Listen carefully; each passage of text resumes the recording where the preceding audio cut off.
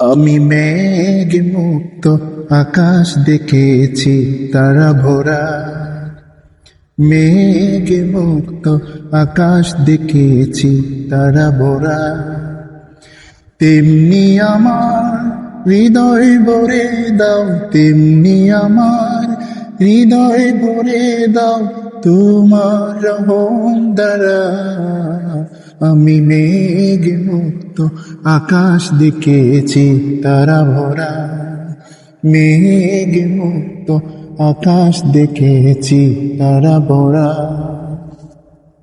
আসসালামু আলাইকুম রহমতুল্লাহ। সম্মানিত শ্রোতাবৃন্দ, আশা করি সবাই ভালো আছেন। আসছি একটা পার্কে, একটু সময় কাটাবো আজকে। তো চিন্তা করলাম আমার ভিউয়ার্সদের উদ্দেশ্যে কিছু বিষয় নিয়ে আজকে কথা বলা যাক।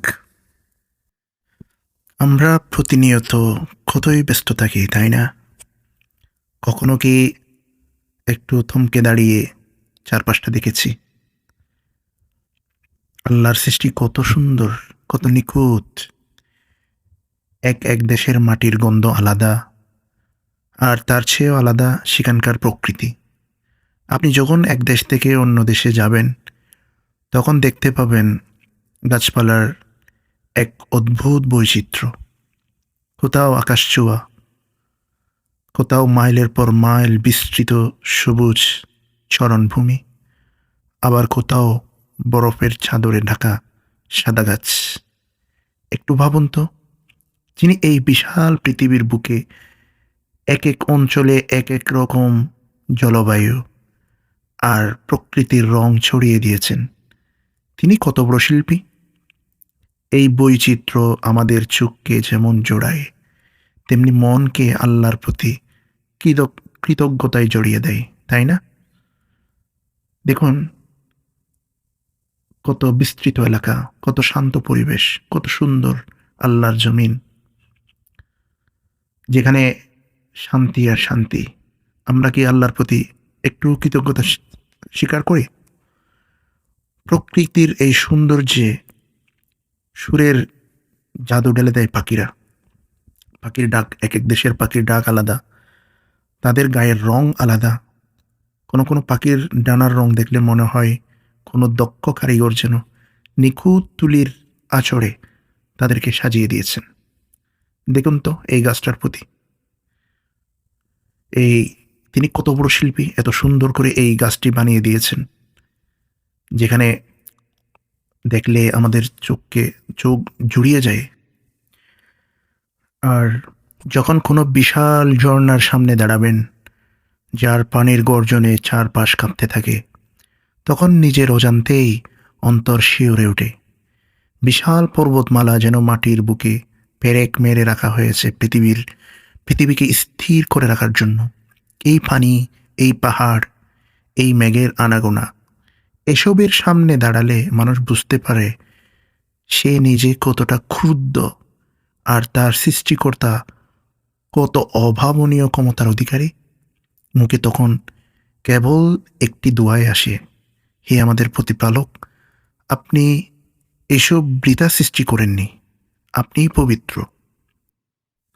সম্মানিত ভিউয়ার্স, আমরা সাধারণত ভ্রমণ করলে ছবি তুলি, ভিডিও করি এবং সামাজিক যোগাযোগ মাধ্যমে আমরা পোস্ট করি। এগুলো কিন্তু এত বেশি গুরুত্বপূর্ণ নয়। সবচেয়ে গুরুত্বপূর্ণ হলো, বিশেষ করে ভ্রমণ হলো একটি আত্মিক প্রশান্তি আর ইমানকে তাজা করার একটি অনন্য মাধ্যম। আমরা যত বেশি আল্লাহর দুনিয়া দেখব, আমাদের মন তত উদার হবে এবং আল্লাহর প্রতি আমাদের কৃতজ্ঞতা তত বাড়বে। সুযোগ পেলেই আমাদের চেনাবৃত্তের বাইরে আমরা বেরিয়ে পড়তে পারি। যে যেখান থেকে আছি, আমরা সপ্তাহে একদিন করে আমরা বের হইতে পারি ভ্রমণের উদ্দেশ্যে, নিজের পরিবারকে নিয়ে, নিজের ভাই বোনদেরকে নিয়ে, নিজের মা, নিজের আত্মীয় স্বজনদেরকে নিয়ে ভ্রমণ করতে বের হয়ে পড়বেন। আল্লাহর সৃষ্টিকে আবিষ্কার করুন এবং অন্তর থেকে বলুন আলহামদুলিল্লাহ।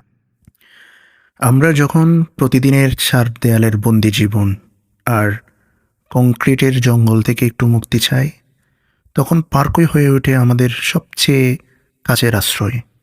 আল্লাহর সৃষ্টি যেমন পুরো পৃথিবী জুড়ে ছড়িয়ে আছে, তেমনি পার্কগুলো হলো মানুষের তৈরি এমন কিছু স্থান যেখানে প্রকৃতির একটা সুন্দর রূপকে আমরা খুব কাছ থেকে অনুভব করতে পারি।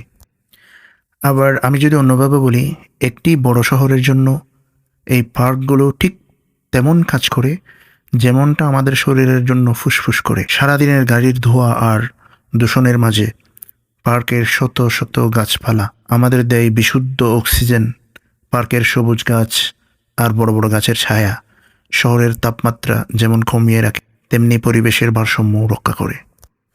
আলহামদুলিল্লাহ, সর্বদা আল্লাহর শুকরিয়া আদায় করবো আমরা।